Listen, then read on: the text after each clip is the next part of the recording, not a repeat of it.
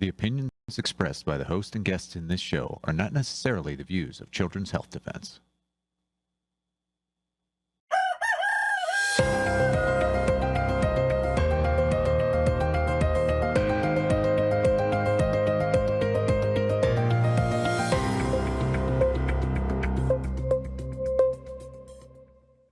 Well, good morning, CHD. It is December the 23rd. My name is Miriam Eckenfels, and I am the director of the EMR and wireless program here at Children's Health Defense. It is my pleasure to have a new movie for you guys today called The Digital Dilemma. We are going to talk to the director and the producer of the movie in just a minute. And then the movie will play at the end of this segment for you live, and you can also watch it later on. It's going to be in the movie section on the CHD TV website. So now I'm very excited to welcome Christian Oesch, who is the president of the Swiss association WEIR. He is a civic engagement organization focused on public awareness, political participation, and community resilience. He has several decades of experience in international business development, particularly in innovation tools and technologies, integrative medicine, and Christian has built and maintains a broad international network of physicians, scientists, practitioners, and community leaders. Welcome, Christian. Welcome, Miriam. Glad to be here. Thanks for the invitation. Thank you. He is the producer of The Digital Dilemma, which I'm very excited to show you after. And then we also have Klaus Scheidsteger here. He is the filmmaker and a German investigative journalist. He's the founder of an international TV production company established in 1985.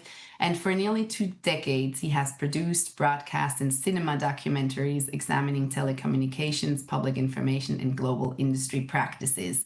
Now, his latest film, what today is about, The Digital Dilemma, that he directed, continues this work at the intersection of technology, society, and public awareness. Welcome to you, Klaus.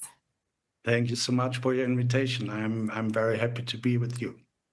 Awesome. And I was just sharing with them before the show that when I watched Digital Dilemma, to me, and I deal with that stuff on a daily basis, it was an absolute eye-opener. And so congratulations to an amazing film that you have made, and I can't wait for our audience to see it. So Christian, why don't you start by telling us a little bit sort of like why you decided to take on the wireless issue and why you think this is so important? Well, I think when you see something that's going wrong, you can clearly see there's a fire.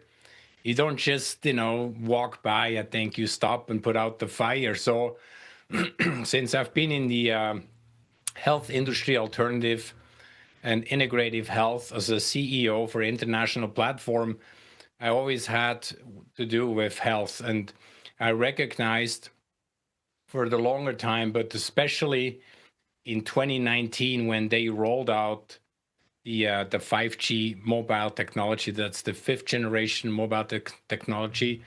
And I recognized when we look deeper into this technology that this is significantly different than 2G, 3G, 4G, because here now we're dealing with AI controlled cell towers, and the technology of those things require actually much, much higher voltage power than the other generations that went before. That means in order for the millimeter waves to go and penetrate through your walls, cement walls, if that is, wood, concrete, glass, steel, for you to have reception in the basement, they need to turn up the power, in other words, the voltage, and that becomes extremely dangerous. And that's also the reason why the Swiss government, they were actually warned by Huawei, that's the Chinese manufacturer of the antennas. They're in charge of hardware, software, and they had an email, and I was given that through a whistleblowers in 2017. And there was a warning from the Chinese to the Swiss government that told the Swiss that within the current radiation levels set by ICNIRP, which is the organization that's responsible for those radiation levels that then are being taken over by the World Health Organization. So they said that these radiation levels are not sufficient in Switzerland, and without you increasing those by at least 3.2, factor 3.2 by 320%, you cannot, okay, roll out the 5G infrastructure here in Switzerland. And that, I tell you what, Miriam, that alarmed me to the highest level. Right. So I got myself into understanding what exactly is going on.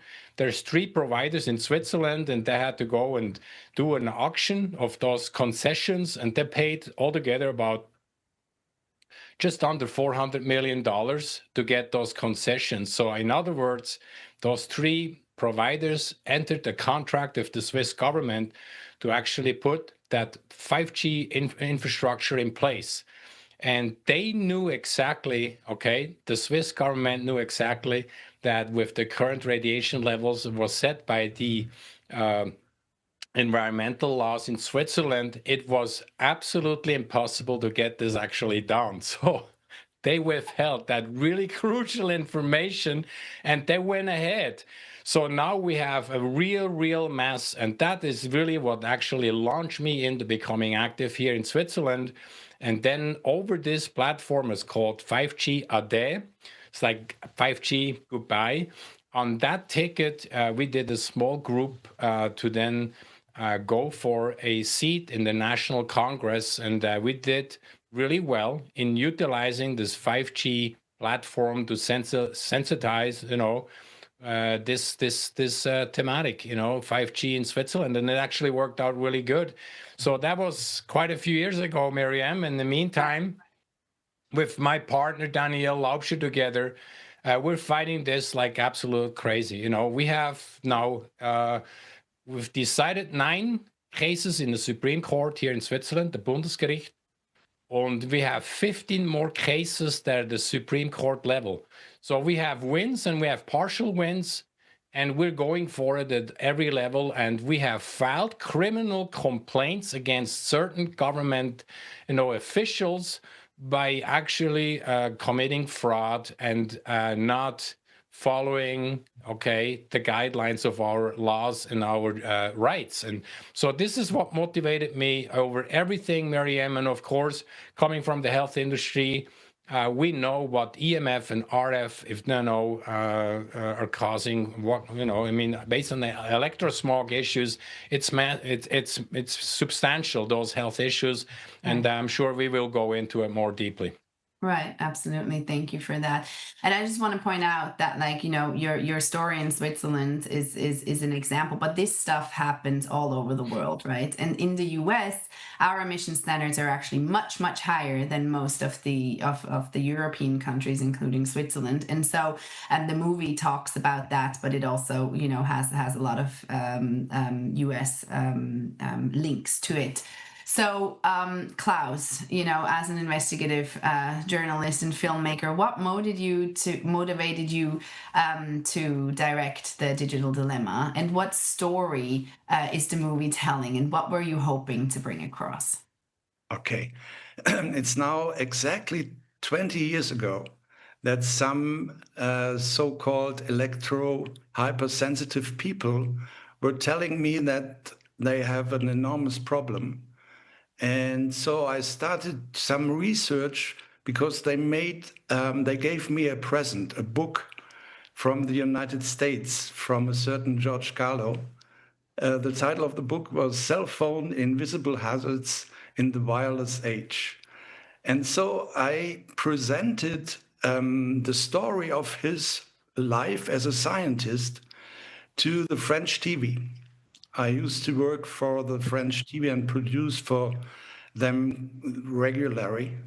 And I thought this is a great thing to do.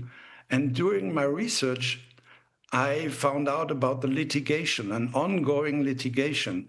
And the same Dr. Carlo who wrote the book and who did research for the industry, he was now joining the lawyers team to get that to court. so this was what we call today the brain tumor cases. So of course I had to see this guy. I went to the States, I did my homework, and I get in deeper and deeper. And I found out that whenever there is some critical science, those people who are offering us some results that are harmful for us, they will be discredited. There's a great lobbyism going on. And so it triggers my sense of journalism. And I kind of went around the world to find those people who try to tell the truth to all of us. And I think my movie now is a kind of a result of a 20 years work, because we are in a very special situation, and we have solutions now, which is the good news. And I'm talking about the solution, and we have also very, very solid scientific awareness now. And it's so necessary that people got to know about all this. And so I'm a filmmaker. I do my very best to bring the message out. Right. I love that. And you did a great job. So as you were doing the movie, I think you did an amazing job sort of like showing yes, there is a lot of science. Yes, we know a lot of stuff. We know more than industry wants to admit. But what was sort of like the biggest takeaway as you were recording the movie? What do you feel? Was it how deeply the science is captured, or how much the influence of industry, how far-reaching that actually is? What was sort of like your main takeaway? Well, for me, the most important and necessary thing to do this movie was to go and see how they work and what kind of people are working on this issue. And this opened my mind a big deal. For example, my first meeting was at the WHO. And I could clearly say, hey, this guy isn't telling us the truth. He would always say there's no problem. But he himself, as a scientist, found problems. So it's all about getting the truth to the people. And I'm a good old media guy who wants to tell the truth. And then I found out that it's not a really wanted truth.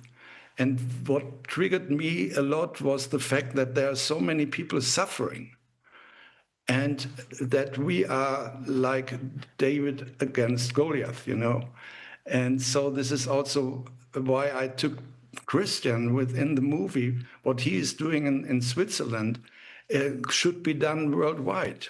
And I think we can only manage to get a new wave altogether. This is the worldwide phenomena. And so what I'm trying also to show in the movie is that, for example, we have solutions that could be used worldwide. And I'm now very happy to tell you that, for example, the European I show in this movie, a French guy who's a quantum physic, he is just before to get the proofs out that Li-Fi, the new technology, has no harm for the people. And I think this is something that has to be followed. And this is, my message also. We have solutions. Right. Yeah, and the movie also does a great job in telling, sort of like outlining different solutions, but also sort of like posing the question, like how much should we interact with technology? How much should we have our children interact with technology? Like what happens to a child when they are in front of a screen and have their phones in their pocket, like both in terms of like their health, like their DNA, their their neurological system, like all of the different health impacts, that really impact the child's development, and how omnipresent this radiation really is. And I also thought it was really eye-opening to sort of hear that, there is no control group. And we always say that, right? Because the entire world is essentially being radiated at levels that we know are unsafe. And so it's really important that people wake up and start making decisions for themselves. So, Christian, what do you consider sort of like the biggest risks and vulnerabilities facing society as a whole? And what do you see as, viable pathways or solutions? Well, when I do my presentations, Miriam, here in Switzerland, and I go all over the nation to do these 5G, presentations. Some are we doing together with Daniel Laubscher, and some I do by myself. And by going out to see the people, I get a really good feel where we are, okay, where we stand, and what people think. And so overall, we're doing this work for people to better understand really what we're actually dealing with, and what the key problems are. And you're asking me really the highlight, and I tell you what. The reason why I'm actually doing this is definitely not for me or me personally. It's really for the next generations, the youth and the children. This is what motivates me personally, and I know Klaus as well.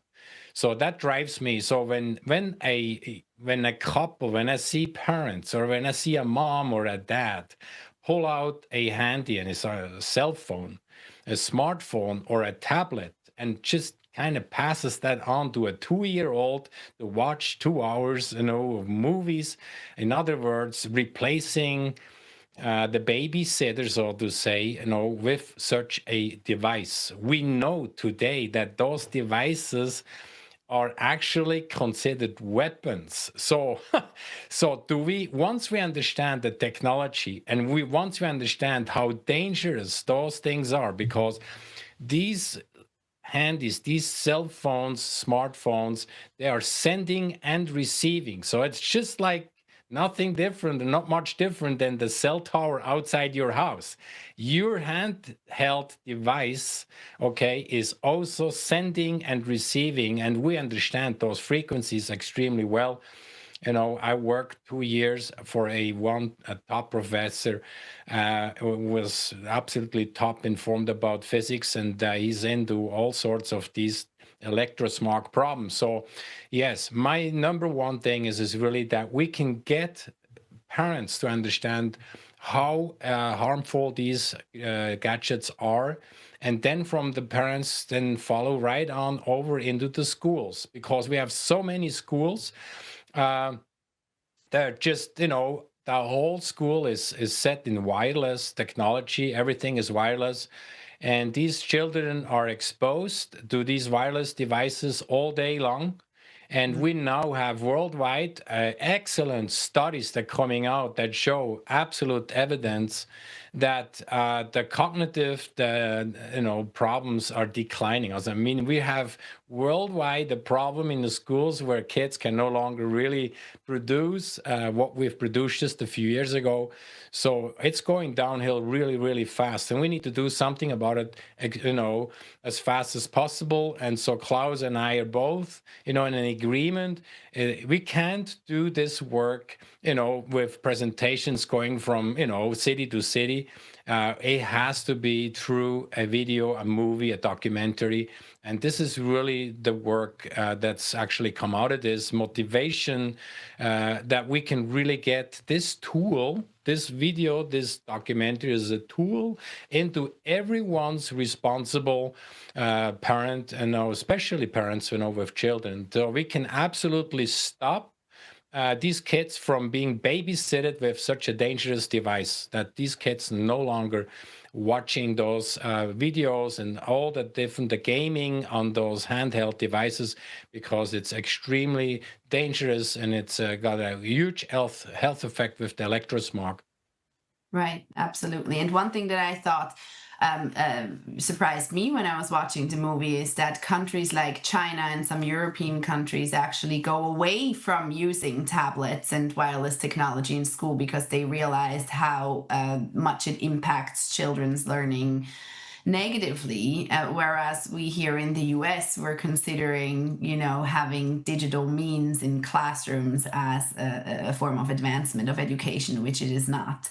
So now people have watched the movie, they know everything, they've learned everything. Now what should they do? They're appalled, their eyes are open, they go to Children's Health Defense and learn more about EMR and wireless.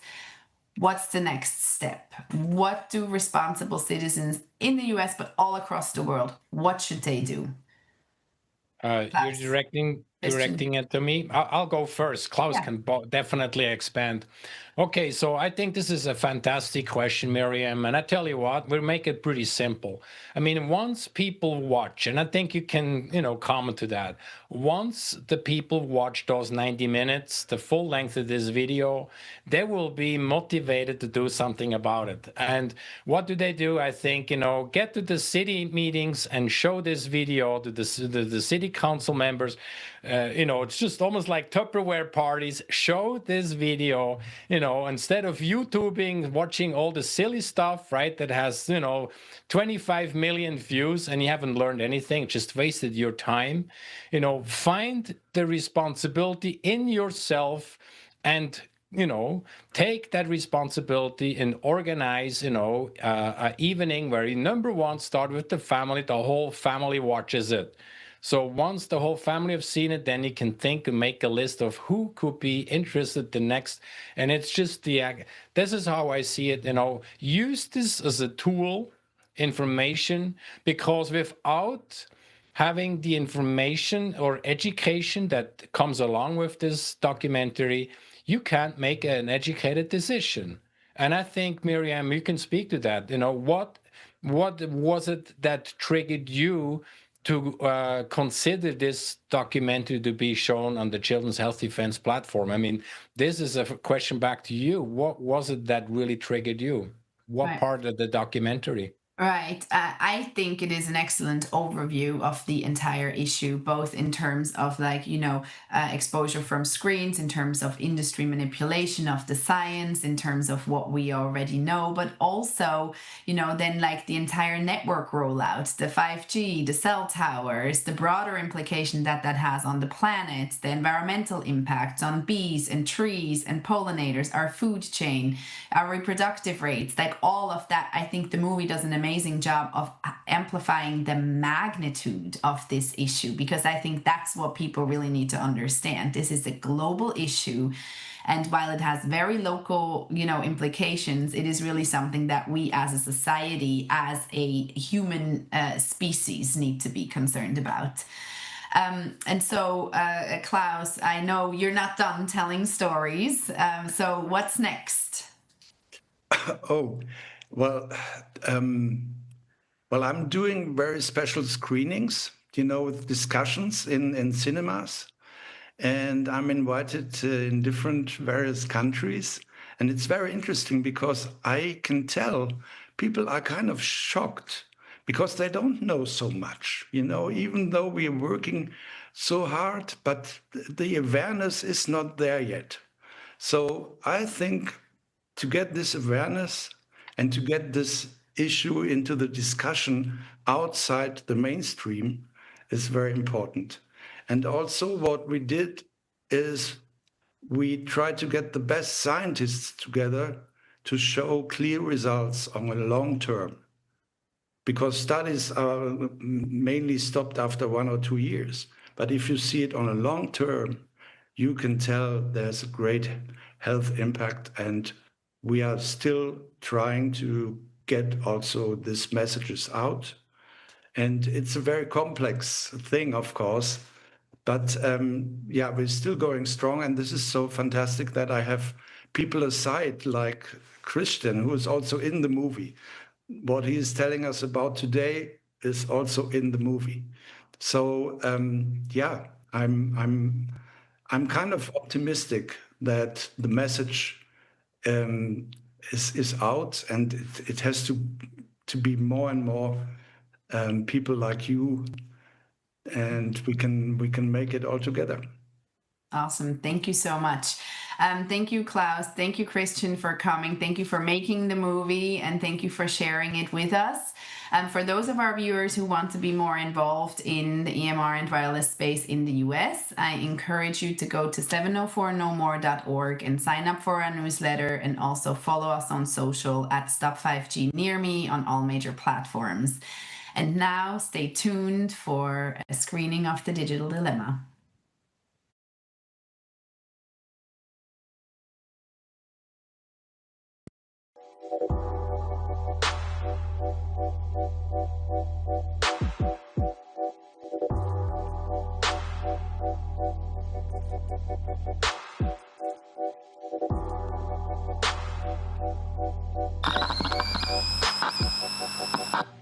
There are several good places in your home where an extension telephone will be of great convenience and comfort for you and your family. For instance, your kitchen. An extension phone here will save you countless steps every day. Now let's see the equipment that makes... It's probably true when your grandparents say, everything used to be different, and sometimes even heavier. Well, the success story of the telephone is a good example. It is undoubtedly unique and fascinating. The first connection across the Atlantic between London and New York was established as early as 1928. Communication technology developed unhindered around the globe. Until 1960, for example, the switchboard operators that were still necessary at the time were female. The most common name for those charming ladies was Fräulein vom Amt. In 1983, Motorola finally introduced a marketable mobile phone. As a cell phone or car phone, it was initially seen as a status symbol for important people. Nowadays, even the youngest children are being introduced into the colorful world of mobile communication in a seemingly playful way. According to the motto, practice makes perfect, the business in this seductive product is booming. The smartphone is actually a small computer, a multi-purpose device with an integrated video camera that delivers high-quality images, like this one. Moving pictures which can then be sent to grandparents, for example, without any loss of time. So, it's no wonder that smartphones often play the main role in young people's everyday lives. Everyday life is practically being controlled through the use of the digital toy. More and more young people are dreaming of an online career as an influencer with millions of followers. The smartphone is everywhere and always with them, and society is marching towards complete dependency. Triggered by the extreme user behavior syndrome that is visible everywhere, in his drawings, German artist Thorsten Kirsch has captured the phenomenon in a cheerful, even satirical way. His interactive book, Smartphone Zombie's Diary, includes his personal observations and appropriate commentary. Satire seems to be a suitable formula for dealing with the digital madness and the digital dilemma. The way I see it, this is a complete loss of control, which I would only expect from people who use drugs and alcohol. And that then became the rule in everyday life. For example, when I was taken off my bike, that I was surrounded by people who had this device and disappeared, didn't notice me, endangered their children, no longer moved through the world in a socially adapted way. And then, of course, I actually thought about this topic, this voodoo cult, this zombie existence, this remote effect. And then suddenly an incredible field opened up.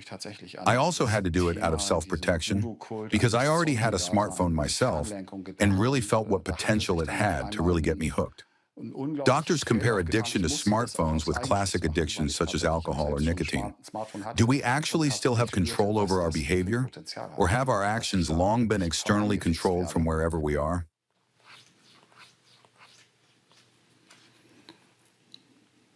The interactive book Smartphone Zombie's Diary also contains audio commentaries from the news world.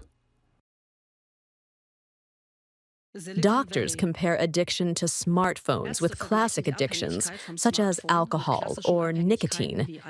Do we actually still have control over our behavior, or have our actions long been externally controlled from wherever we are? When it comes to the so-called digital education, political mistakes, which are already being corrected in many countries, prevail. Most recently, iPods were banned from classrooms in China and Scandinavian countries. Mobile phones off, books open, demanded Der Spiegel in September 2023. For good reason. Digital education is actually quite destructive to one's reading skills. Sydney. In 2012, several billion Australian dollars were invested in the purchase of new laptops for schools following a poor ranking in the PISA ranking. However, the devices were collected again from 2016. Although they were used extensively, they were rarely used for school purposes. There were comparable experiences in South Korea, Thailand, the USA, and Turkey. Meanwhile, the digital world is producing ever more absurd products. Through the Internet of Things, baby diapers digitally inform you when they need to be changed, the fridge when it needs to be refilled, and the digital fork whether or not we are eating a low-calorie diet. And not to forget, the super smart water bottle. Because it regulates our drinking behavior, we receive data, but of course we provide data and feel like modern consumers, especially when we use manufacturer apps that tell us, for example, whether we comb our hair properly.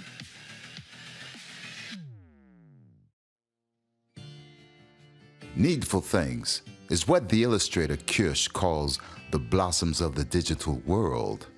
The major mobile phone providers are eagerly promoting a fascinating digital future. 5G is the magic word. The fifth generation of mobile communications promises a brave new world. In the smart city, there will be no more social inequalities, no more conflicts, no more graffiti, no more crime. In fact, no social world at all. Coexistence will only be virtual. Everything already is technically possible, including autonomous driving. It just needs to be upgraded a little. Then everything will be under control.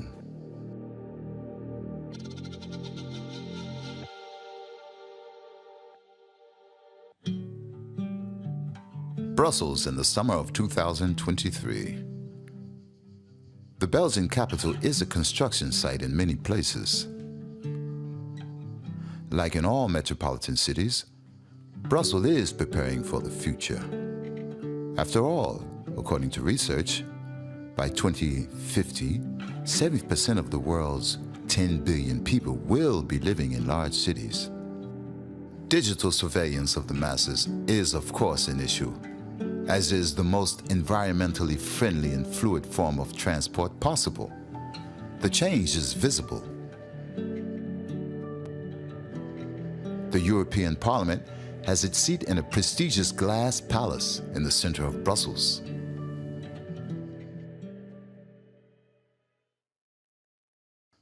Parliament TV provides digitally recorded live broadcasts on a daily basis.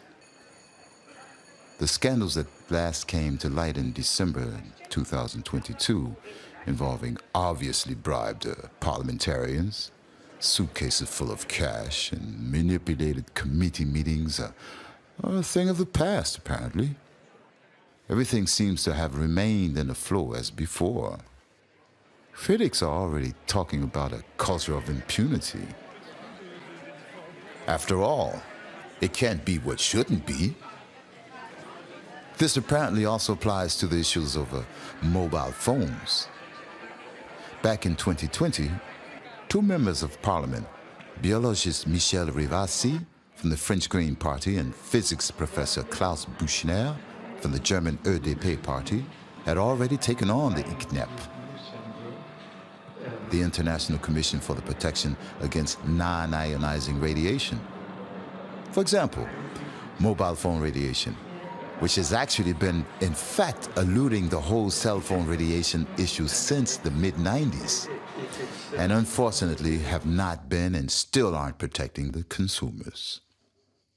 The Rivasi-Büchner report exposed some fatal abuses. The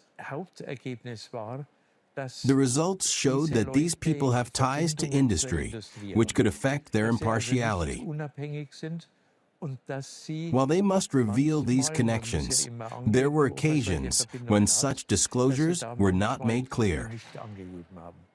So that means it was already a discovery of things that went differently than they were supposed to. The two politicians have uncovered it. A private lobby organization with links to the mobile phone industry that is concerned with the consumer protection worldwide and systematically trivializes scientific findings. It's a group of people who work together. It's a cell that's there to promote the industry. And it's as if the issue of standards or limits had been outsourced to a private body, so that the industry could say, no, it's not me who says it. Except that these are people who depend on, always refer to the industry. And when they make a report, they want the industry to know whether the industry is happy with the report. Our study dates to 2020. And there's a study done by other journalists in 2022 that shows exactly the same thing. So you can see that whatever the country, the people who do a real serious investigation, which we see that the ICNIRP has nothing independent about it, is in fact an indirect emanation of industry. What's more, as a biologist, I'm shocked because the ICNIRP only recognizes thermal effects. In other words, if you put on a mobile phone, it heats up your ear. Those are the thermal effects, but not the athermal effects, which can have an influence on the nervous system, the hormonal system, and so on. It's incredible that, from a scientific point of view, we don't take this into account. In fact, it's a scientific scam because we're not studying all the elements. There's a revolution on the way. A European Journalist Association called Investigate Europe sums it up like this. Are mobile communications dangerous? The scientific community is divided. Some experts maintain they are safe, others have serious concerns. In 2011, the WHO classified electromagnetic fields associated with cell phones as possibly carcinogenic to humans. And studies published in 2018 showed that when rats were exposed to such fields, it increased their risk of certain types of cancer. Even among those who believe the technology is safe, many admit that more studies are needed. And for 5G, there are almost no studies. Telecom companies themselves have noted that electromagnetic signals may pose health risks. So why are the EU Commission and our governments turning a blind eye? They cite guidelines established by transnational scientific bodies. But Investigate Europe has found that these bodies are closed clubs. People with dissenting opinions are not invited in. And a significant number of the scientists involved have received funding from companies with vested interests in the 5G rollout. There is no risk-free society. Other things we consume are also bad for our health, from alcohol to junk food. But if you don't want a hamburger, you can simply avoid hamburgers. With 5G, there is no opt-out. So what's the big deal? In the meantime, as the Commission did not want to carry out health and environmental impact studies through Parliament, we commissioned two studies, one on health and one on the environment. The health study was carried out by the Ramazzini Institute in Italy, and the environmental study was carried out by a scientist from Ghent University. The choice was made by Parliament. We said we wanted independent institutes. The conclusions were presented to Parliament.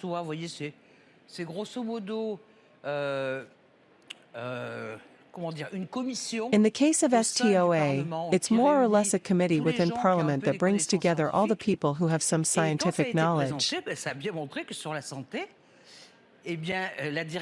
And when it was presented, it clearly showed effects on health, and well, the report of the Institute clearly shows that with frequencies in 5G there are impacts on health. Whether it's gliomas, brain tumors, DNA strand breaks, etc. At present time we see evidence on the environment even with all millimeter waves. Well, no more studies have been done. But we do have some indicators, whether on the insects, that what is going on, like 5G. Yes, these are beams, and they can destroy insects. So we have early warning signs that in these millimeter frequencies, there are not enough studies to say that there is no problem. The Ramazzini Institute near Bologna in Italy. This historic building has been home to the Ramazzini Institute's Cancer Research Center since it was founded in 1971, an internationally recognized center of excellence. It is renowned for its many outstanding contributions to research into environmental, occupational, and chemical causes of cancer. The Institute is respected worldwide for its integrity and scientific independence. The results of long-term studies conducted at the Ramazzini Institute's Cancer Research Center have demonstrated the carcinogenicity of vinyl chloride, benzene, formaldehyde, and oxygenated petrol additives, among others. This research had an enormous impact on environmental and occupational medicine, triggering the introduction of prevention programs and the establishment of health standards. Protecting public health through prevention has always been the main objective of the Ramazzini Institute, and the independence of its Cancer Research Center has allowed science and truth to prevail over special interests. The Cancer Research Center was dedicated to Professor César Maltoni, the founder of the Ramazzini Institute in 2005. Dr. Fiorella Belpoggi, his successor as director of the Institute, had been involved in many trials in the U.S. thanks to her expertise and a key witness for the prosecution, and most recently she investigated the risk of cancer in connection with high-frequency radiation from mobile phones. Dr. Fiorella Belpoggi welcomes us to her private residence. She spent virtually the whole of 2022 in the hospital. Her life was in danger after a routine heart operation. The great lady of cancer research is back and sure to be heard from again. For her, the scientific results of both her years of research on a total of 2,500 laboratory rats and the STOA, STOA, study conducted under her direction are clear. Electromagnetic fields, or EMF, are not harmless. Radio frequency EMF are probably carcinogenic. Yeah. And I suppose that if IARC will screen again all the new papers that are available, this should be the verdict, the final verdict, probable carcinogen. But there is another aspect that is very important from the health point of view. That is that radio frequency surely affect the reproductive system. This is sure. There are a lot of studies, and a huge group of these studies are adequate to say that radio frequency affect the quality of sperma. So I think that is very important from the public health point of view, because we need to reproduce humans If not, we will finish. So all these aspects are not taken into account as they deserve. Yeah, they are nearly ignored. They are nearly ignored, and this is a pity, because we have data. We have data. Yeah. We produce data, and independent laboratory produced this data. This is very, very, very important, because when, in our case, for example, the study was financed by people, by the Emilia-Romagna region citizen, in some part by institution, region, government, our voluntaries. You know, it is a self-produced experiment, well done, because no one criticized the design of the study. The doses were comparable to the one to which humans are exposed, and the control of the exposure system was high quality done.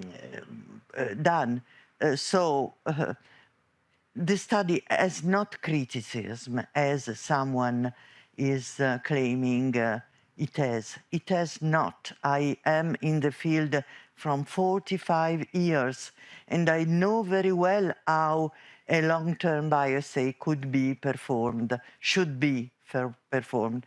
And I can confirm that our study was well performed. Yeah. We are exposed from the embryo life, and so happened to our rats.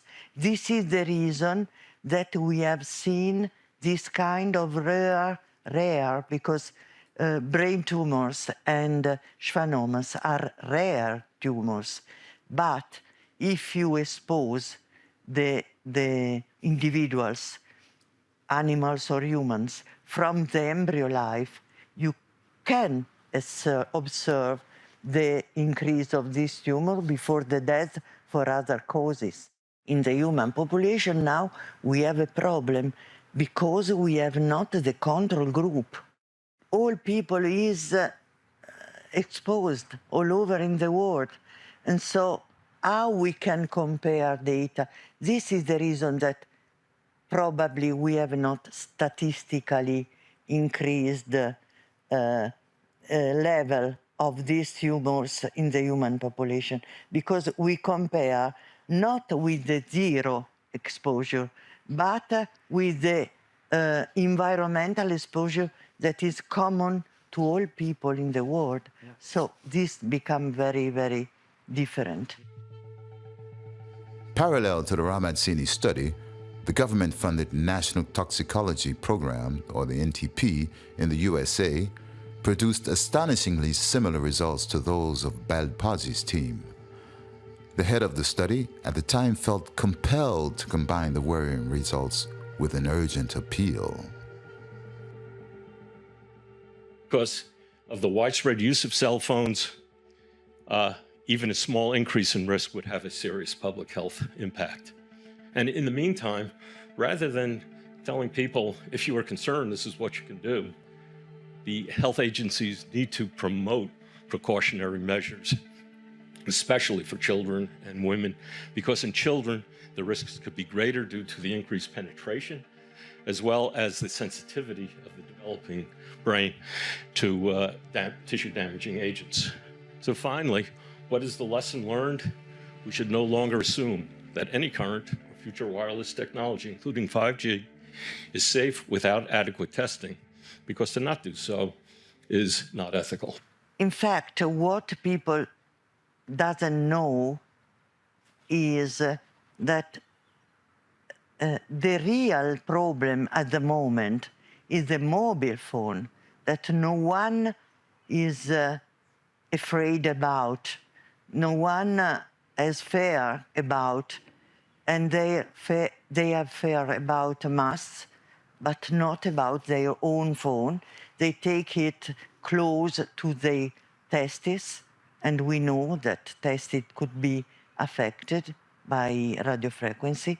We know we take it close to the ears, and we know that brain is just there. We need that people have more information about technology. We need that before spreading all over these technologies, people could be aware, should know what is related as a risk to their health, because we can avoid in this way to have revolution, to have burning of the mast, to have anxiety, to have problem in cases there are not. But also we can avoid that people take the phone close to the brain when we know that it is very dangerous. So, information is the basis for control risk. It was only natural that the European Parliament should commission Dr. Belpoggi to carry out a technology assessment. After analyzing over 800 studies, the demands on politicians were clear. Stop 5G, inform the public. But the industry cannot or just do not want to back the fact that a 5G expansion stop is being demanded, and that the population is being truthfully informed about the actual health risks. It has bothered a lot of MPs because in the STOA you have people who are asking questions like us. But there are people, in particular one of the vice presidents, who said, "Why are you asking these questions? We have to develop the business."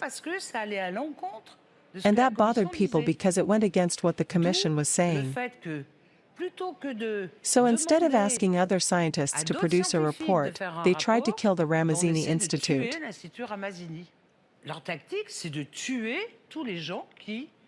The tactic is to kill anyone who opposes or asks questions or shows that this has an impact on the environment and health. They can't stand contradiction. And that's very serious, not only for democracy but even for our lives. Actually, whether it's pesticides, electromagnetic waves, or medicines, science is manipulated by lobbies.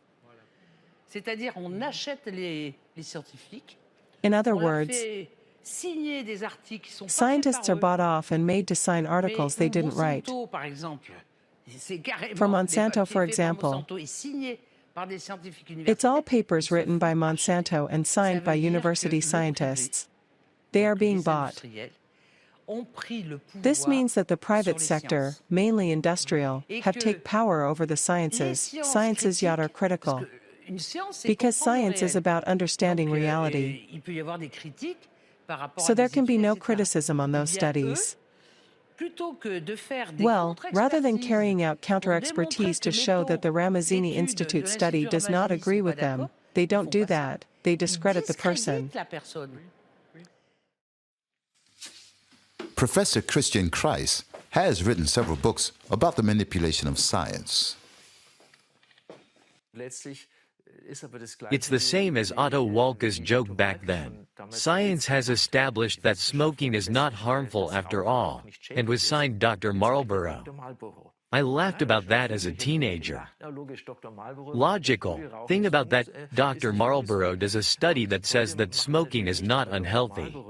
Of course, you don't sign Dr. Marlborough or Swisscom under a study that is being sponsored. They leave out who sponsored the study. They use a renowned institute that is sponsored by a telephone company, among others. Today, this is almost part of good science practice. So you get a study that is very favorable and you will find that it's difficult to refute it, because the scientists make sure that what you do is accurate, that you don't make any technical mistakes. The craftsmanship of these studies is excellent.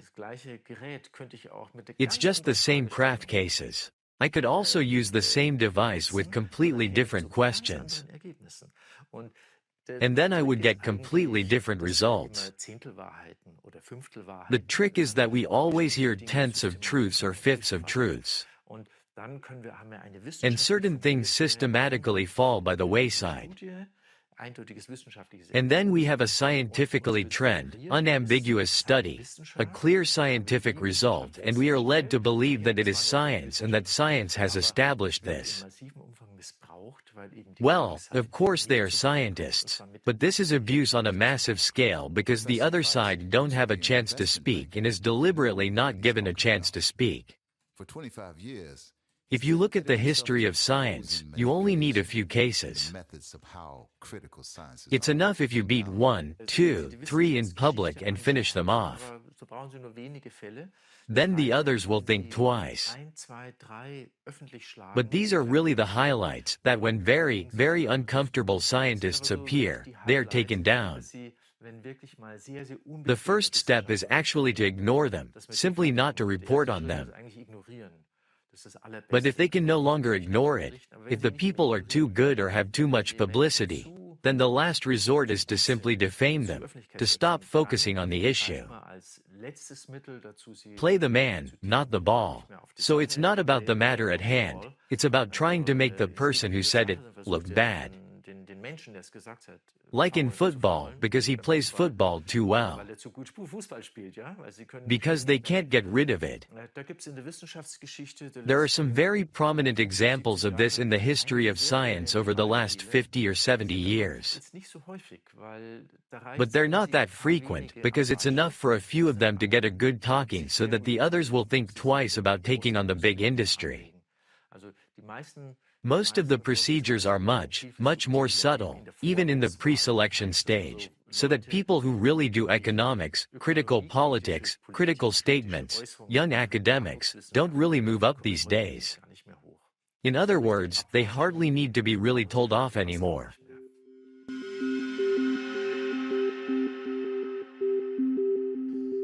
When the first scientific studies on possible health risks were due for publication in the mid-1990s, things got uncomfortable.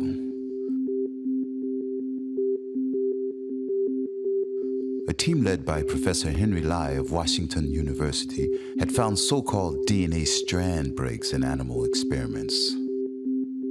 Under the microscope, the precursor to cancer was clearly visible.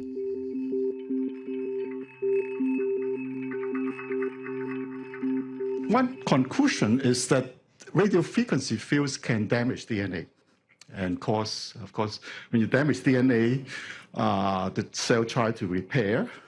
And in that process, it makes mistake, and it causes genetic mutation. And of course, genetic mutation can possibly lead to development of cancer. The scientific findings, which were threatening from the point of view of the first cell phone manufacturer, Motorola, were prepared in an industry-friendly manner by the master manipulators, the lobby agency Burson Marsteller. They presented their client, Motorola, the so-called war game memo, a strategy paper with directives on how to downplay the study and discredit the scientists. Thus, the Lai study should be doubted first, since it appears only as a single study.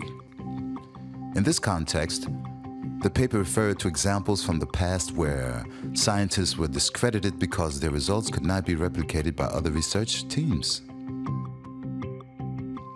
The industry itself will further take care of the reproduction and will commission a corresponding study within its own ranks to verify the results from the Lai study. As soon as this result from the industry is then available, it will be published. The first one I know about was the Henry Lai attacks on Henry Lai. So you have one scientist basically being attacked by this, multi-billion-dollar set of industries, and of course now they're multi-trillion-dollar set of industries, and so he got attacked even before he published the first paper on the DNA effects, which were brilliant studies, and. And so basically his scientific career from there on was destroyed. Exactly. Yeah, and that's happened over and over and over again in the US and in Europe. The highly respected journal Microwave News first spoke of war gaming, and to this day, investigative journalists come across the historical phenomenon and the still up-to-date consequences of it. We looked at the industry disinformation and propaganda campaign that for the past 25 years has been convincing the public that these cell phones are safe. And the way they've done that is to war game the science, as they put it in an internal memo from Motorola. They've funded their friendly scientists, they've attacked critical science, independent science, they've put their own people onto advisory boards. All that said, that's resulted in, I think, the message coming across from the mainstream media, frankly, that cell phones are safe enough, shall we say. The powerful industry association, CTAI, hired a man they thought was industry-friendly enough to get the study results that fit. Dr. George Carlo, a physician and lawyer, used industry money to found WTR, Wireless Technology Research. When he found alarming health risks and boldly published them, he really got to feel the power and war game strategies of his clients. In many cases, what was presented by the WTR in terms of findings and significance was represented differently by the industry, where we would have a press conference. The industry then got to the point where they would schedule a press conference to compete with our press conference. So they would tell the media, this is what they said, but this is what they really meant. Anyone researching into mobile communications and possible health risks cannot get past the World Health Organization, the WHO. This powerful agency of the United Nations comprises 194 countries and has a hand in the game of all the relevant health issues. The discussion about whether cell phone radiation could possibly be harmful to our health could not be ignored by the WHO. After all, it pursues a noble vision. Health is a fundamental human right. Everyone has the right to the best possible state of health. The Australian Dr. Mike Repacholi was regarded as the crown witness of the cell phone critics because he had seen an increased development of cancer in mice exposed to cell phone radiation in a study published in 1995. Now the man sat at the WHO and questioned his study. He was practically wargaming himself. Now my study was looking at transgenic mice that were predisposed to get lymphoma, and we found an increase in lymphoma from the radiofrequency signals.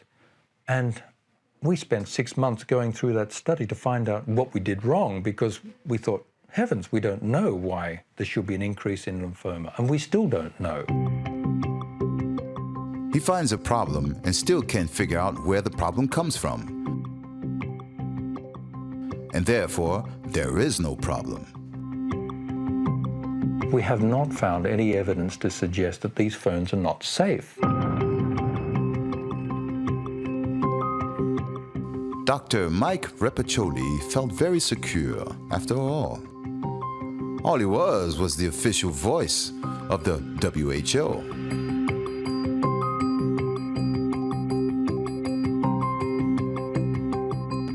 But he made mistakes, the dear money.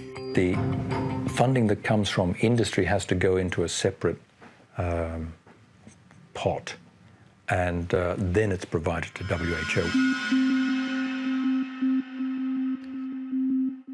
And so, it happened that the good man was finally exposed as an industry-paid advocate and trivializer. He then retired from the WHO and has since been working behind the scenes as an industry consultant. During his time as project manager in Geneva, he did a good job. The growing industry of mobile communications was conquering the world at a rapid pace. While it took 12 years to reach the first billion cell phone connections worldwide, it took only 3 years for the second, 2 years for the third billion, and so on. Today, there are more cell phone contracts than inhabitants in the Western world. Mission accomplished.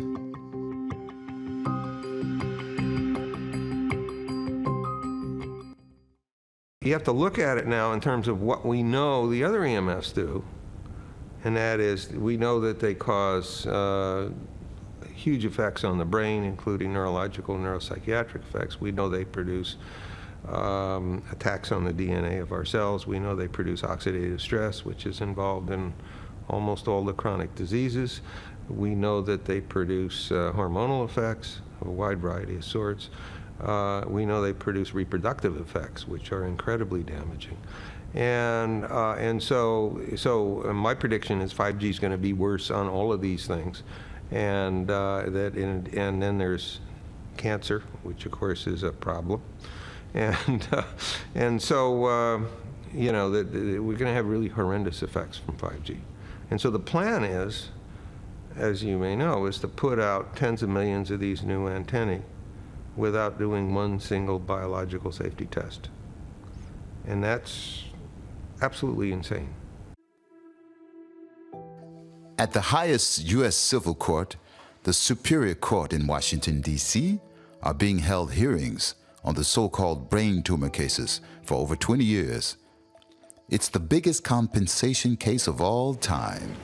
Some courageous lawyers have taken up the fight against Goliath and are supported by the Dr. Carlo, former industry researcher. She was only Dr. exposed George for 3 Carlo years.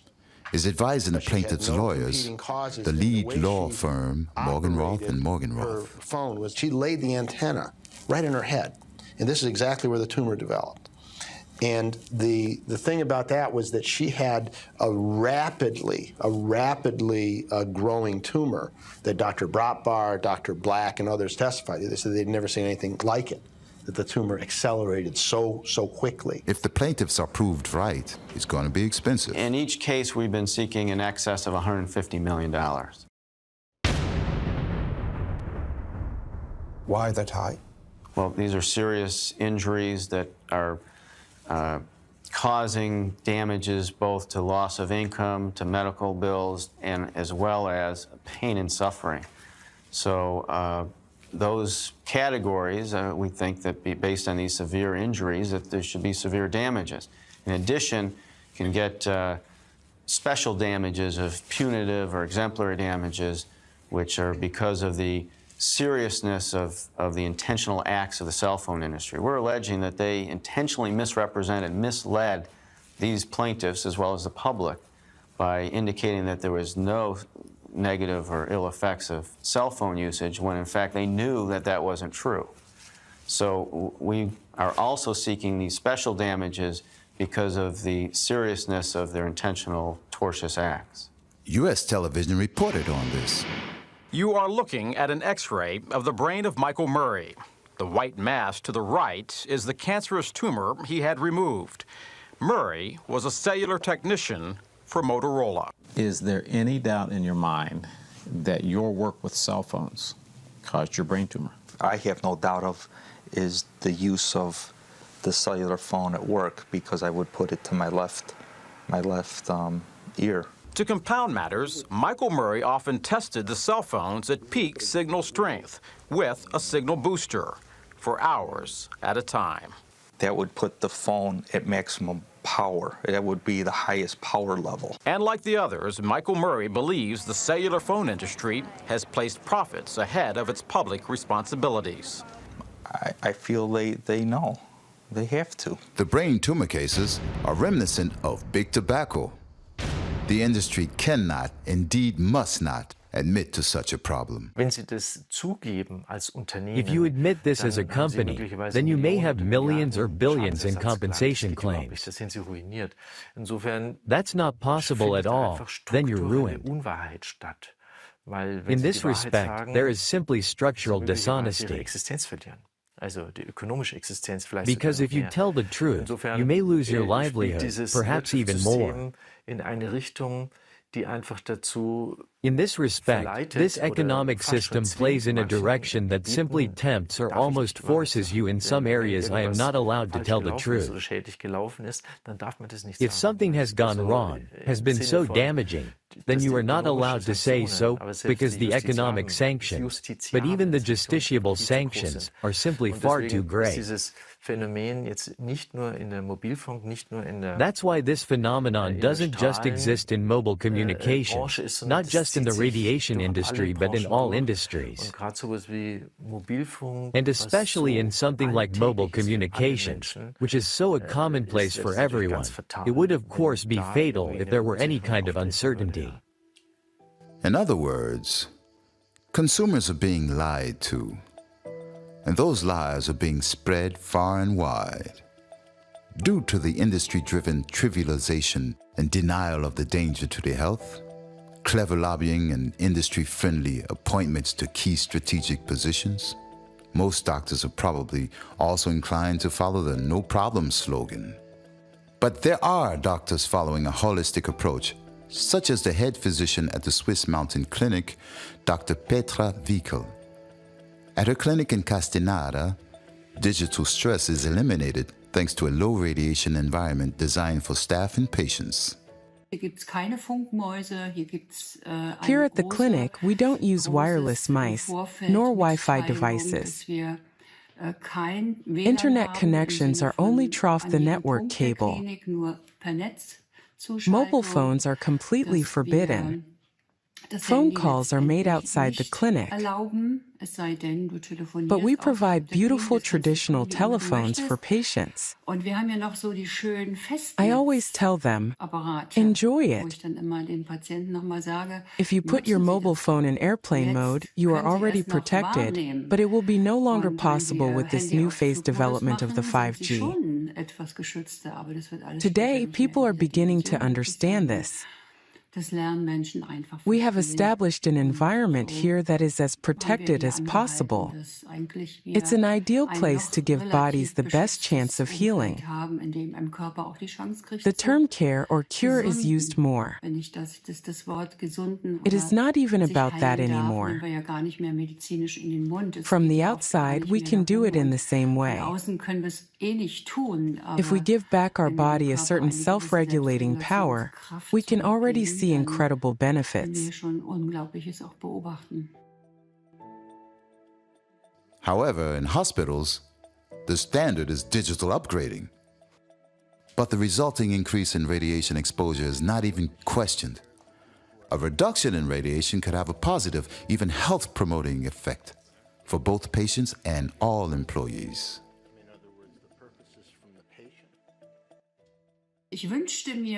I would like to see greater awareness, and perhaps here we will learn more at our own expense.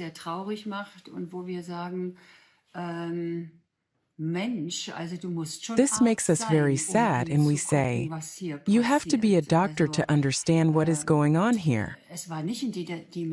Not so long ago, there weren't so many tumors. Today, every week we receive 2 or 3 patients with Parkinson's neurodegeneration. Autoimmune diseases are exploding. So please don't take the side of saying blah blah no. It is inevitable. It is the price to pay. Is our body still able to compensate for all this? That is the topic we are talking about today. In my opinion, we are acting like arsonists. It's no wonder that more and more people are suffering from what's known as EHS, electrohypersensitivity, a phenomenon that is not recognized as a disease in traditional medicine. On the contrary, digital armament seems to be progressing recklessly and with fatal consequences for an increasing number of people. The greatest humiliation for these people is often not being understood and not taken seriously. Many electrohypersensitive people have no longer any chance of receiving real help in any form whatsoever. What I can offer them works very well. Here, I can slowly introduce them to the fundamentals and give them back a better capacity for self-regulation to allow them to readapt to life. We can't do more, and it's going really well so far. This breathing of fresh air allows you to be a little more protected from outside life. To conclude, it's very positive that everything here is centered on beautiful life, nature, calm, self-reflection, and a look at one's own life. From my point of view, as it appears to me, what are my expectations in life? Things are getting tight for the highly sensitive people among us. And slowly, electrohypersensitivity is only just on the table. In industrialized countries such as Germany, it's not even a thing. If you just take it from the facts, about 5% of the population say they are electrosensitive. That is subjective and can be questioned. But a little less than 1% have medically relevant damage, although, of course, it is always denied that this is due to radiation.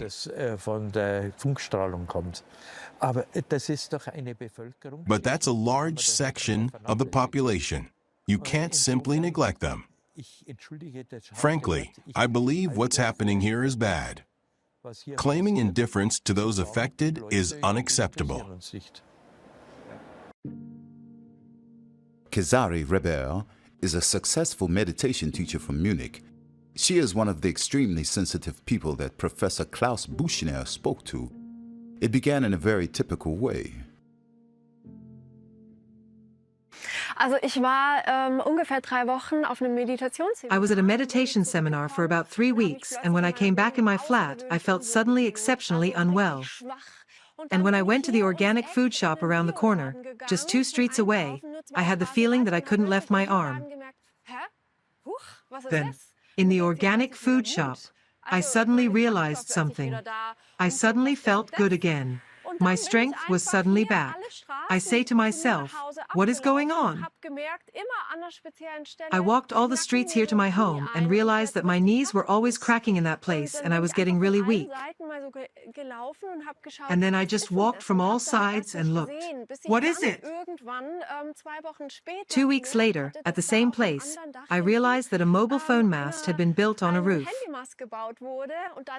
I think that it was around 2005 when it started. Yes, it was just special that there was a mobile phone mast nearby. That's how it started for me, and then I understand that it seems to be the reason. I also had my first internet router when I moved in my house. I didn't even know that VLAN was back then causing me a terrible headache. It was really quite obvious. And then realized, there's a little button on the router. You can switch it on and off, and then the VLAN is on or off, and the headache is there or not there. Back then, a partner who was a scientist did lots of tests with me to observe and always tested whether I noticed it or not. Environmental engineer and building biologist Dietrich Molden is increasingly being asked by people who don't really know where their problems are coming from. His measurements with high-precision equipment can help to find the cause. Due to the denial of the manifold problems caused by the mobile phone radiation, even traditional doctors often do not do justice to electrohypersensitivity, but often provide electrosensitive people with psychotropic drugs. I asked for medical advice. They told me, why don't you go to the loony bin next door? Yes, that really was the answer. Of course, it can be psychological under certain circumstances. But if a mobile phone mast has just been erected, then I might be the reason. But if my symptoms disappear, are completely gone, if I'm in a good place without knowing what's a good place or not, because you can't necessarily tell by looking at the place, then it can't be psychological. Because she could no longer stand the life in the big city, Cesare Reber moved to Murenweiss, a small Bavarian village between Augsburg and Munich.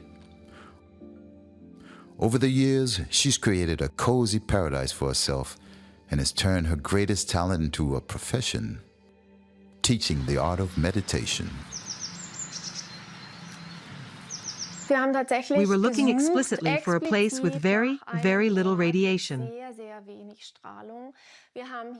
Here we actually have no mobile phone reception, so you can't use your mobile phone in the house. That is wonderful for me, and of course for anyone who wants to join us and experience it. out of exposure. Will that still be possible for humankind? With the widespread construction of so many transmitters?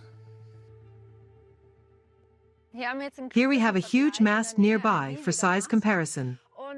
And 3 such masts are to be erected in our neighborhood of 4,200 people. Latent exaggeration, I would say. It's important to know that it can happen to anyone that tolerate mobile phone radiation all the time, or at least think they tolerate it well. And suddenly, from one day to the next, it almost spills over inside, and you suddenly feel bad.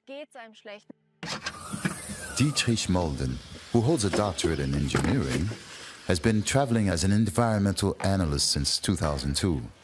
His clients include numerous building owners, authorities, cities and municipalities, industrial companies, and commercial enterprises, as well as planners and architects, doctors and alternative practitioners. The measurements of electromagnetic fields can help find healthier building solutions. I see the concern of building biology in the fact that in the future we will have to fight against a massive increase in illnesses, affecting individuals who may be unaware of their causes, thereby placing increased pressure on the healthcare system. And in my view, there is simply a lack of education, which biologists cannot provide alone, which the legislator or the health insurance companies provide information somehow, such as, pay attention, reduce. And I see it in the information booklets of the health insurance companies, that there is a little warning message about electro-smog. I can still remember how the Techniker health insurance company said, bring us a new customer and we'll give him a DCT phone. Our carelessness and, unfortunately, our ignorance in dealing with wireless communication is often the cause of various health problems. As Cesare is aware of her electrosensitivity, she protects herself. We definitely don't use VLAN, or cordless phones, or anything else here in the house. That means I still use an old wired mouse that doesn't radiate, and a wired keyboard without Bluetooth. The phone is just a normal analog device.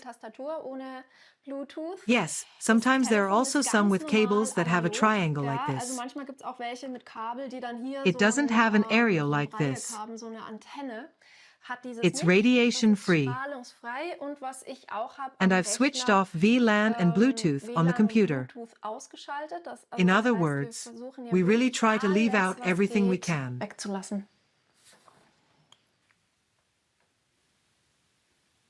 Toll.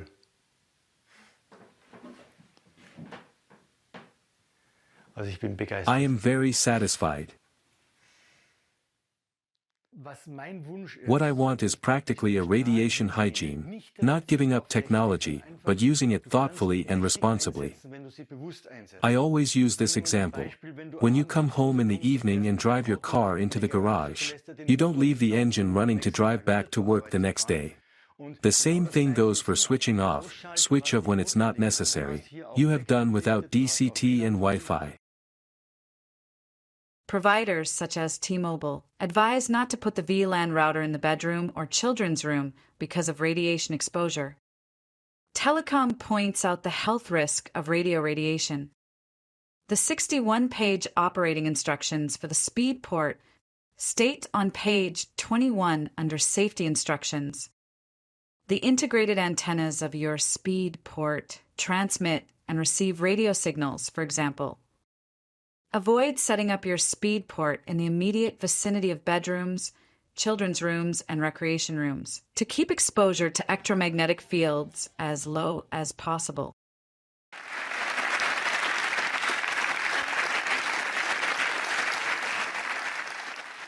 Another dilemma comes from brain research, addiction mechanisms.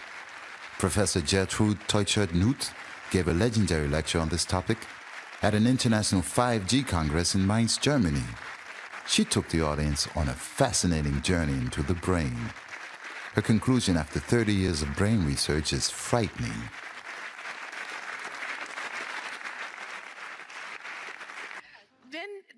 When overacceleration sets in from the visual cortex and/or the auditory cortex, This circuit is strengthened, opiates are ramped up, and cannot be shut down again. We know the special features of the opiate receptors. So it doesn't matter whether I give the child too much alcohol, or give alcohol at all every morning, or give the tablet every morning. It doesn't matter whether it's a substance or a seemingly non-substantial drug. The child gets high and becomes addicted. It can't fail to happen. It's an automatism. I can't say, well, the child can watch just a little bit, an hour a day. It's not possible. Back to nature, to exercise, to play instead of being online all the time. The use of smartphones and iPads is changing the mental, social, and emotional lives of our children. You need to wake up. It seems possible that children today may experience failure when they reach 8 or 9 years old. We already hear the first failure alarm reactions. That they won't be able to hold the pencil correctly when they come to school, because they've only used the touch screen. They haven't practiced the precision grip, which they must learn through children's games, through finger games, through building sets, through Lego bricks, for example. These fine motor preformulations require practice. The precision grip is subsequently established, enabling the child to grasp the pencil correctly, using an appropriate precision grip. If he is unable to do so, because his experience is limited to using a touch screen and stylus in this manner, then such a delay indicates that therapists should become involved. If children are increasingly appearing in classes with this pathological syndrome, one must deploy therapists in mass. It has been clear for a long time that they can't either speak properly. They need additional tutoring to ensure they can keep up with the language. These are deficits at the highest degree. It has made us aware that something is going wrong, since television has been in the living room, and the children automatically watch TV and can't understand. By sitting there and being quiet, and then taking his TV puppet to school, the teacher stands in front of me as a TV puppet. Slowly, the dilemma with our children seems to be getting around. Scandinavian countries are already making drastic corrections. State recommendations for bans are being made, and Germany is discussing it after all. What will happen to our natural environment if we continue to recklessly upgrade our technology? Here, too, there's a lack of independent scientific findings. A beekeeper reports on his experiences. Seit 3 Jahren ungefähr erleben wir hier im Nordschwarzwald in so einer For the last 3 years or so, we have been experiencing here in the northern Black Forest, 20 kilometers from Stuttgart, that bees simply disappear in November. And not only individual colonies. Here in the Beekeepers Association, 90% of the beekeepers have lost all of their bees. Beekeepers who have been beekeeping for 50 years and have never experienced anything like this. I spoke to a beekeeper who had 30 colonies. When he checked in November, they were all gone. If the cause had been a bee disease, you would typically spot bees in that area. Interestingly, there wasn't a single bee present. For me, the answer was obvious. Aside from all the existing issues affecting bees, something else had also been introduced. And that is this radiation, which is now having a massive effect on the bees. Similar to the effects of glyphosate, bees become disoriented during flight and die outside the hive, unable to return. They fly 3 kilometers. What do the transmitters do to our trees? A seriously committed doctor has been investigating this question for almost 20 years and is slowly being taken seriously. Since 2005, I have observed, along with others, certain damage to trees located near mobile phone base stations.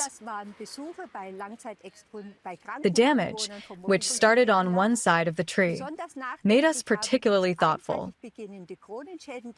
The damage began on the side facing the transmitter.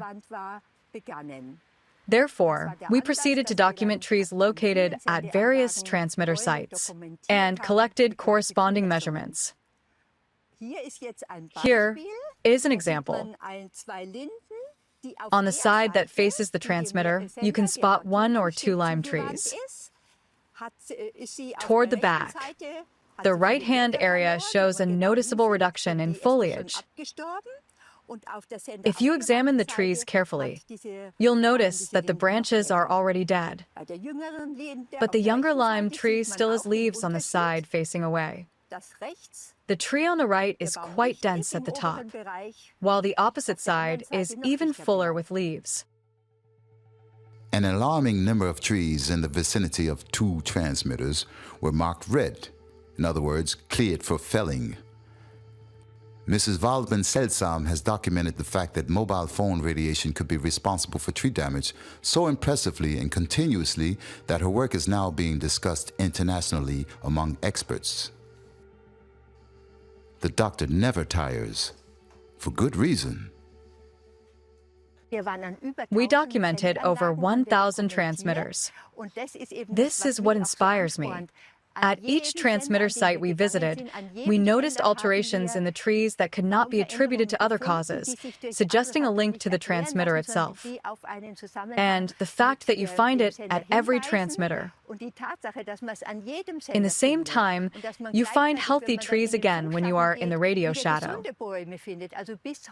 Even now in October, when I walk along in Hamburg or wherever, I find healthy trees with dense foliage in the radio shadow.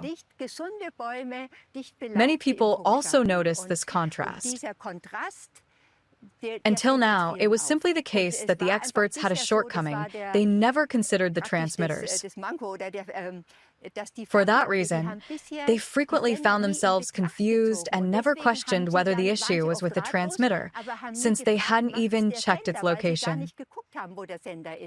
When these considerations are integrated with maps indicating the locations of transmitters and the primary directions of their beams, many specialists begin to carefully reevaluate the implications.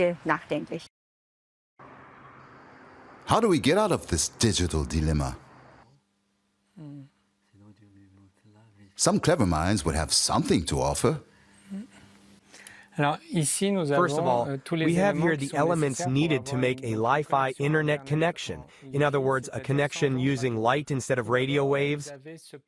We have this ceiling light that will emit a wave that is connected to the internet and will emit light in the non-visible part of the spectrum that the eye cannot see. This key can be made smaller. While it's currently this size, it may soon fit into a mobile phone. The computer is in airplane mode, meaning that the computer is not connected to any Wi-Fi network. As you can see, I have disabled the Wi-Fi network. So this computer is wireless. If I do a query, I type in a keyword that will naturally show me that there is no internet access on my laptop. Then I simply connect the Li-Fi receiver. The laptop will now be connected to internet thanks to this little receiver. And it also emits a light towards the ceiling to tell it's connected to internet. Now that the PC is connected, I'm going to make another request. For example, I type in the word Li-Fi. I'm online now and able to watch videos, for example. This technology is known as Li-Fi. In 20 or 60 seconds, you can see the speed at which it's connected. You can also do a speed test. This technology enables the exchange of information. I'm turning off the sound so I won't be disturbed.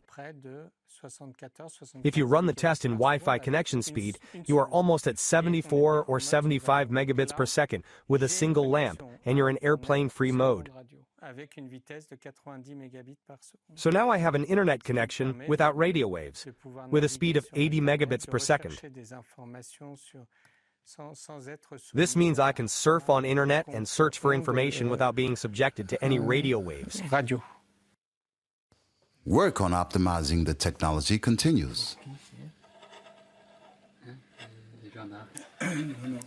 After presenting a marketable Li-Fi system in 2008, Professor Suat Topsu was traveling the world from Paris as an ambassador of light from the City of Love. Suat Topsu was already a professor of physics at the age of 28. Back then, a multiple innovation prize winner. But the absolute breakthrough did not quite materialize. So he took a break in 2022 and has been running a historic boat on the Seine with a friend ever since. The family man is recharging his batteries. A down-to-earth job in a wonderful setting helps him. He is aware of his difficult mission, as his innovation definitely comes from a consumer-friendly corner. We can look forward to his comeback.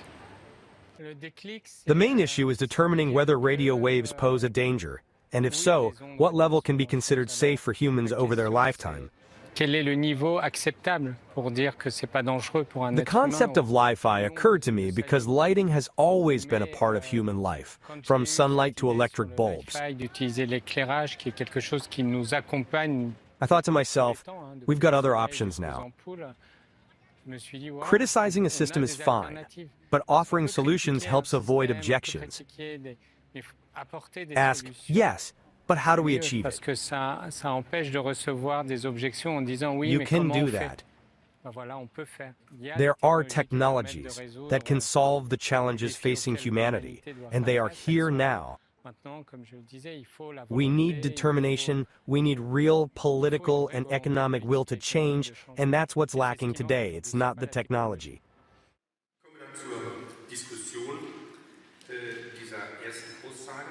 Professor Wilfried Külling, a highly competent expert in the field of environmental protection, has been working in this field for decades and is increasingly focusing his work on electromagnetic fields for good reason. When we look at the subject, we realize that there is a threat on the processes of our health, because the cellular structures are affected.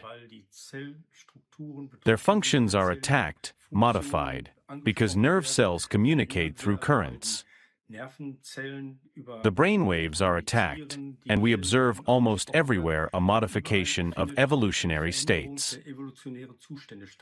When you imagine the process unfolding, the effects produced is a chromosomal damage on the life. One wonders how human evolution can continue if man acts so irresponsibly on the life processes that have shaped him for millions of years. Professor Külling also sees a great opportunity in lighting technology. Although the big three, Apple, Samsung, and Qualcomm, currently share 3/4 of the radiation-oriented Wi-Fi market, solution-oriented research is also underway in Germany. Professor Külling believes in a technological turnaround and is optimistic.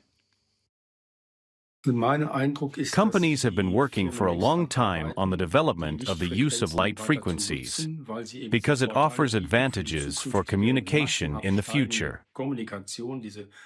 This will massively increase the amounts of data transmitted, with forecasts of growth rates of more than 80% per year. We already know that years ago, one of the large service providers has partnered with the world's largest lighting company. There are a lot of projects underway, which I think will certainly be able and will certainly have to break through one day. Buren an der Aare, a postcard Swiss town not far from the capital of Bern. Since around the fall of 2023, good news has been coming from this idyllic part of the world. Former professional skier Christian Oesch and architect and space planner Daniel Loebscher are attacking the authorities and the industry by organizing legal action, taking them to court, and informing the Swiss public that the newly erected 5G antenna systems are a sham. Geht gut. Und dir? Dankeschön. Danke, Schön. danke. Schön, dich zu sehen. Ja, sag nichts. Da ist wieder was passiert, höre ich, ja? Ja, ich habe neue... I have news. Lass mal hören. Ja. Tell me. Bundesgericht. It's from the Federal Supreme Court. Our appeal was filed, and it was accepted. Now we will know. The executive branch of the canton has proved that it is corrupt. Yes, we can now demonstrate this. These antennas radiate no less, as the authorities still claim. They radiate more. We were able to demonstrate this in collaboration with the Swiss association WIR. We have shown that in Switzerland in general, but in the canton of Bern alone, 386 branches located in 127 municipalities illegally emit too much radiation by using more transmitting power than they have been authorized for. And we share that with the community and with the people concerned. This leads to complaints, so that we can ask these municipalities to initiate a procedure to restore the legal situation. That means switching it off and seeing where else it can be approved.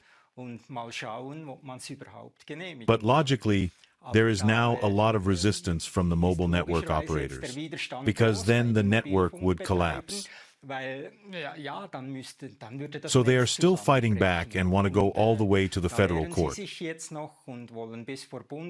even though the federal court has already ruled on this legal issue several times. But that's the law. Being right and getting right are two different things. And it simply requires patience, courage, and the finances necessary to really fight for our rights. Since the discussion about the new 5G generation of mobile communications began in 2019, there have been organized protests, especially from the nature-loving Switzerland, such as here in the capital of Bern. But when individual boroughs particularly demanded a moratorium, a freeze on expansion, the national government called it off again. Economy interests were obviously more important to them than the concerns of the citizens. Since then, the non-profit association has been trying to shake up the Swiss through consumer protection-oriented information and lectures to inform them about their rights to radiation protection and to encourage them to protest. The two partners are tirelessly and successfully active. At every conference we do together, Daniel and I always clearly display all the data of our research. Everything is put on our website and in full transparency, so people can follow each step and verify each source themselves. Don't believe us. Check it out for yourself. Our research has been validated. I think that we have made very great progress in this regard in the last 3 or 4 years. People can check for themselves. We were able to launch a very large wave of appeals in Switzerland. I hope that the actions that we have taken here, and the first victories that are confirmed in the courts, can also be applied at the international level. The concept we use here in Switzerland can be applied everywhere, including America and Australia. A look at the website reveals another ally in the network, Gigahertz Schweiz, which has existed since the very beginning of mobile phone criticism. Now together, they are strong. But in this day and age, people who don't say yes and amen to everything often have a hard time even within their own ranks. Corona has mainly caused a split in society. So there was only good and evil. And the media also moralized. You were either a supporter or an opponent, but you could hardly convince the other side with factual, scientific arguments. Back then I had to listen to a lot of weird ideas, for example, conspiracy theorists, or I don't know what else. Although we were always able to prove all the facts, they were ignored, even in the courts and in the media. Mr. Laubscher, it was said, is simply an opponent. But I also use my mobile phone almost every day, so I am also dependent on them. I am committed to stopping more and more radiation, more and more data being transmitted faster and faster. And that is exactly what 5G is supposed to do. Transmit 100 times more data, 100 times faster. I'm not saying that Swisscom is, but it becomes more dangerous for people and it's bad for their health. Back then I already noticed that polarization and polemics were taking place. You were then simply a conspirator, a bad person, and unfortunately this is increasing even more today.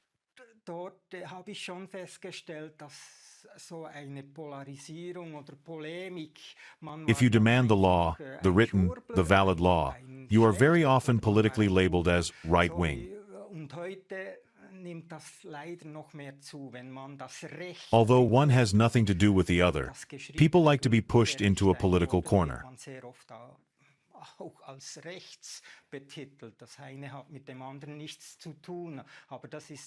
So I'm politically independent, and I'm interested in factual politics and evidence-based science. I'm trying to show that we really are being systematically lied to by the authorities, and it's difficult to get this across to the courts. Because the burden of proof is placed on you.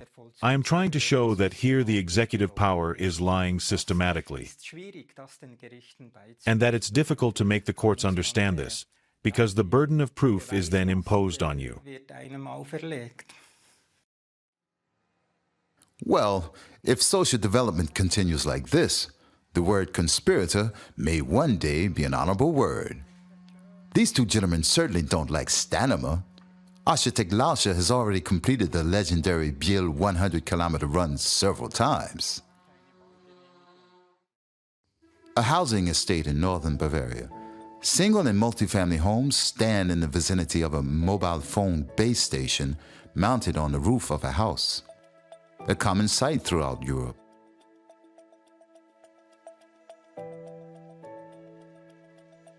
An international group of renowned scientists set themselves to the task of investigating the extent to which residents who live closer to the transmitter are exposed to higher health risks versus those who live some distance from the facility. All test subjects from the estate were fitted with heart rate variability, HRV, monitors. A 24-hour ECG and HRV analysis are used to record the status of the autonomic nervous system.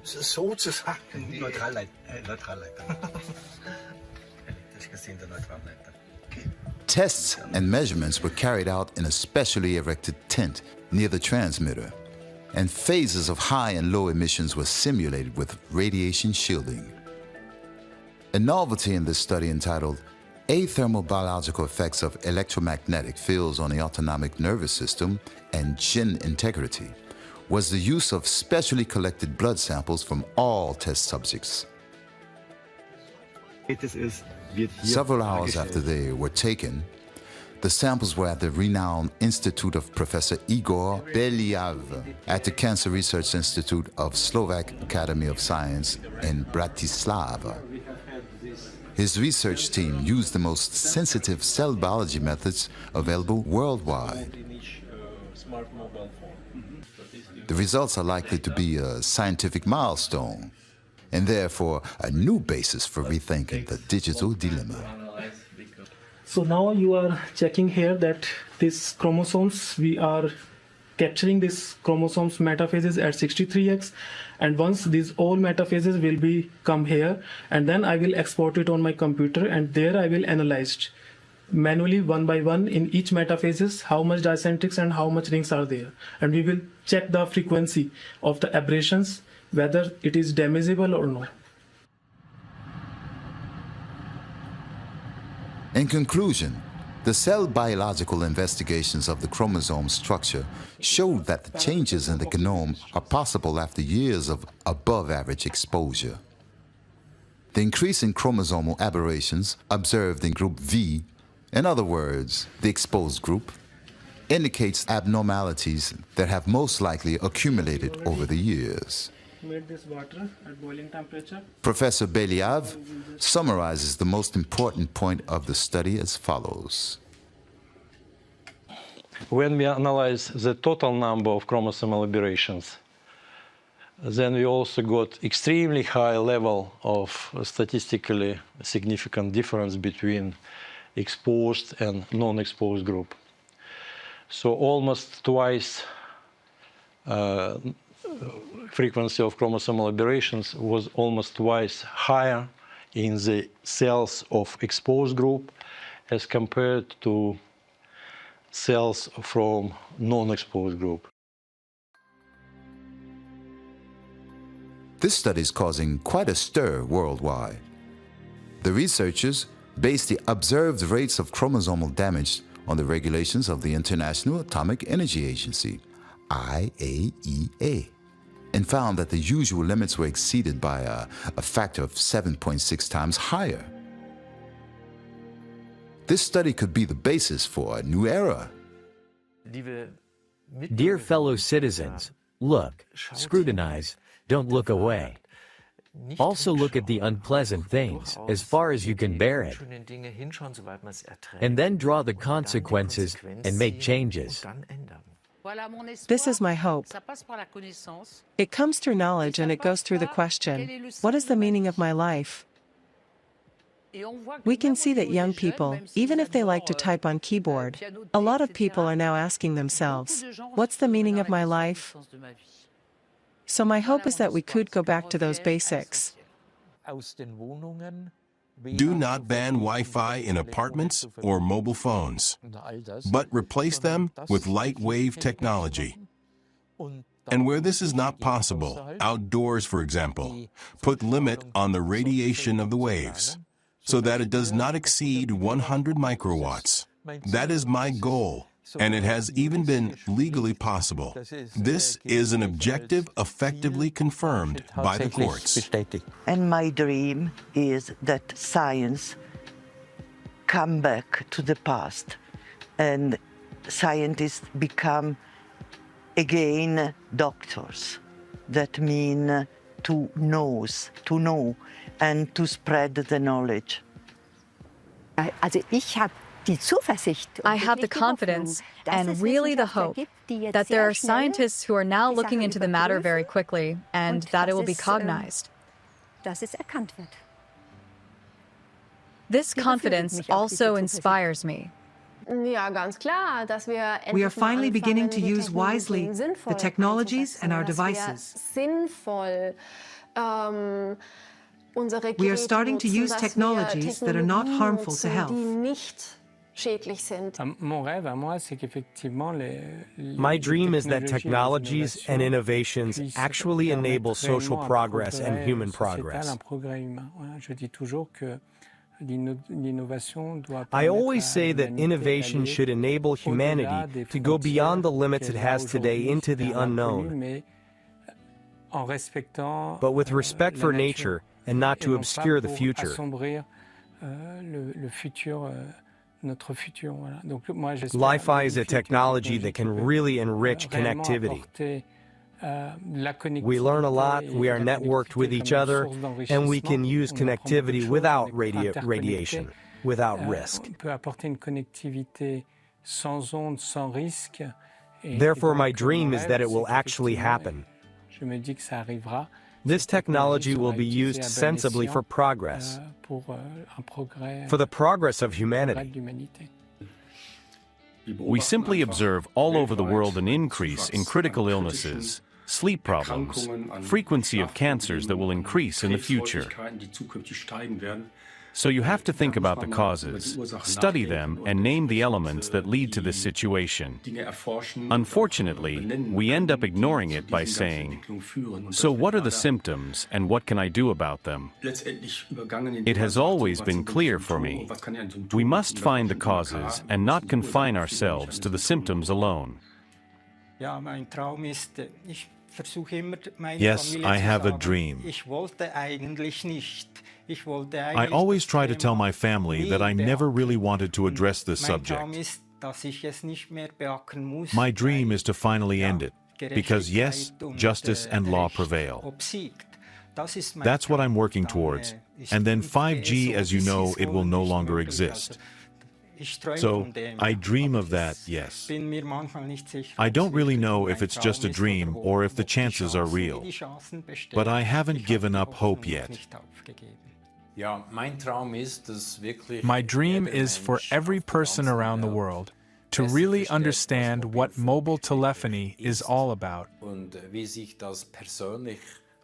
What are the consequences on our health when we have the phone stuck to our head when we use it? It is very important that every person understands that it is not only a device, but it can be also a weapon. We need to know how to use this weapon, and I want to help people understand as quickly as possible how dangerous it is, especially if we think that we give the mobile phone to children, and that we use it almost if it was a babysitter. It's very terrible. It makes sense to understand the hazards in life and to take them seriously. And please do it for yourself. By understanding what I'm doing to myself, then I can minimize a lot of the additional stress that I put on my body.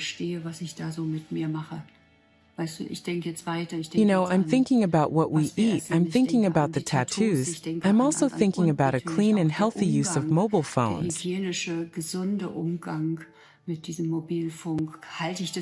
Can I bear to have a cell phone? Such an approach would benefit both individuals and society. I believe our role as physicians is to foster self-esteem where possible. By doing so, we can guide individuals towards greater awareness. The emphasis isn't on restricting actions. Rather, it's about taking control of your life and embracing personal responsibility. It is concerning to observe that the situation is already having an impact on children, young people, and adults alike. There are emerging diseases that should not be, and many new diseases that can be avoided. The only thing I think we can do about it is raise holy hell, but I don't, you know, can I say that on an interview? I mean, I don't know what else to do. You know, you've got the political system that's been corrupted, you've got the media that pretty much have been completely corrupted, and so what do? You know, we have to protect ourselves.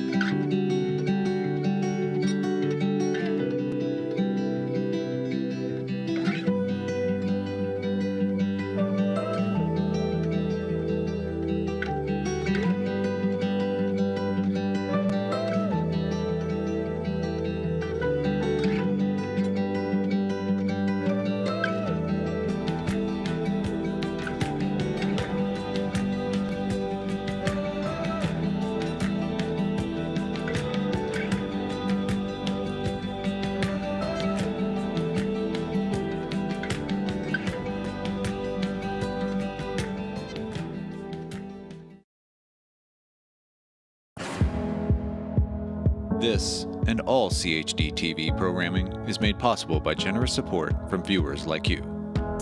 Please consider making a contribution today to keep our programming going strong. Thank you.